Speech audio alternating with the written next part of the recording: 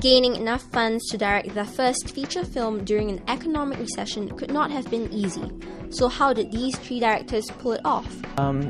Definitely your funding will get affected a bit, but that shouldn't stop you from making films, because I believe now technology is so like abundant, it's so cheap now.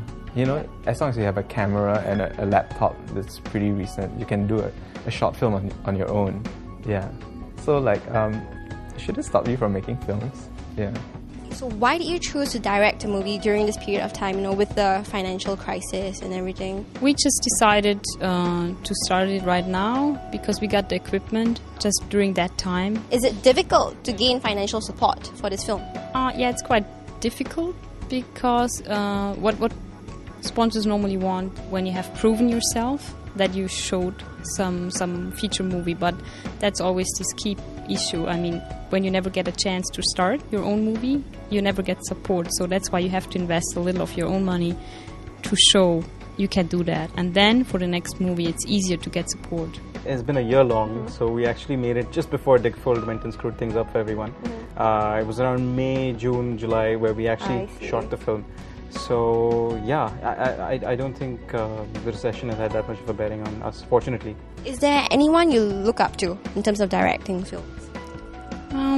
Well, you can look up to a lot of people, but they have millions of budget, like Mark Foster. I mean, he does nice movies, and well, I'm on the starting of that, so I think it would be not right to compare myself with such a great director. But yeah, I mean, some idols are always very good.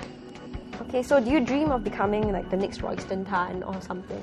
Definitely. I mean, I'd like to be an established director. I'd like to have more people look forward to my work, and I would like to, of course, have the opportunity to keep doing this because I really enjoy it. Local-wise, I look up to a few directors, of course, like, Eric, Royston Tan. These are like, I mean, they've kind of set the standard for local films. Okay. So why do you look up to them? For once, like Eric Koo is really he's an artist. He's a great director. I remember seeing his films when I was in secondary school.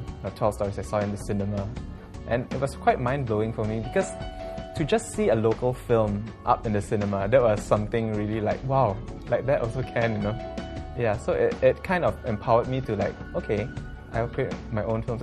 Same for Royston. When I saw his short films, and I remember seeing it in the film festival as a fringe event, like in the Goethe Institute, and I was just blown away. And he was showing his like films that he did in Temasek Poly. Yeah, and I thought like, wow, if this guy can do it, maybe I have a chance of being. During that time, no one will think of being a film director as a viable choice. Yeah. So, okay, between the two, if you had to pick one as your idol, who would it be? Oh, that's very difficult. I think I like them for very different reasons. Yeah. Okay, but just one. If you had to pick one. If I have to pick one, of course Eric will be the first. Eric will be the first. Yeah, okay. Because he was the one that really like I saw at a very early age. Whereas Royston, I saw him at a slightly later age of my life. If you could work with one seasoned local actor or actress, who would it be? Definitely Karen Tan. And I've worked with her a few times. Okay. Yeah. So you've realised your dream in a way? Yeah. So is there anyone else for you? Anyone else that I haven't worked with? Yeah, you haven't worked with. Maybe I would like to work with like Zoe Tay. Zoe Tay? Yeah. Okay. Why? Because I think Zoe Tay or Fann Wong, one of this, I feel like their full potential hasn't been exploited. I mean, we've seen them in some good dramas, but I feel like they can be further stretched. Yeah. Okay, so what would you like to see more from them? I guess the roles that are challenging, that break the mold, that are not like a lot of roles that they play are loaded to be the star, the star appeal kind of thing. Yeah. I think it depends on what type of movie. I mean, if you have a more dialogue-based movie, I think if you have a stage acting experience, it's more suitable. If you have more action-driven movie, I think the actor who is comfortable in front of the camera is much more suitable than a stage actor. I think I would have to say Adrian Pang because recently I saw him in a play called The Pillow Man and he was absolutely brilliant. And who have the directors worked with?